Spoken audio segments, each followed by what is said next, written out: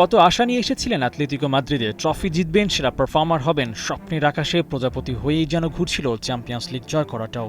লা লিগা ট্রফির রংটাও ছুঁয়ে দেখা যেত, কিন্তু ভাগ্য বলেও একটা কথা আছে, আর সেই ভাগ্যের লিখনে নিজের সেরাটা দিয়েও ট্রফিলেস সিজন শেষ করতে হয়েছে হুলিয়ান আলভারেজকে।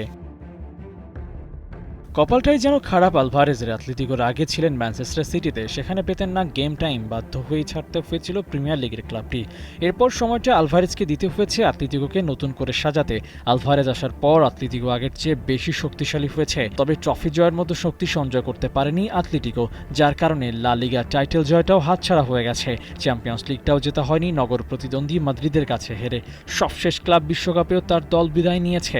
কোনো না কোনোভাবে আলভারেজ হারাচ্ছেন তার স্বপ্নগুলো। আলভারেজ একা আর কি করবেন? ডিফেন্সে অ্যাটলেটিকোর দুর্বলতা ভোগাচ্ছে দলটিকে। ক্লাব বিশ্বকাপে পিএসজির বিপক্ষে বড় ধরনের ডিজাস্টারে পড়েছিল অ্যাটলেটিকো, যার খেসারত দিতে হয়েছে টুর্নামেন্ট থেকে বিদায় নিয়ে। আলভারেজ নিজে ভালো করেও দলের বাজে ফর্মের কারণে প্রায়শই তাকে ফিরতে হয়েছে খালি হাতে। ধারাবাহিকভাবে অ্যাটলেটিকোর ট্রফি খরা চলতে থাকলে নতুন ক্লাবের খোঁজ করতে হবে এই আর্জেন্টাইনকে। সিজন শেষে ট্রফির জন্য খেলে ফুটবলাররা, ট্রফিলেস আলভারেজকে নিশ্চয়ই দেখতে চাইবে না ভক্তরা।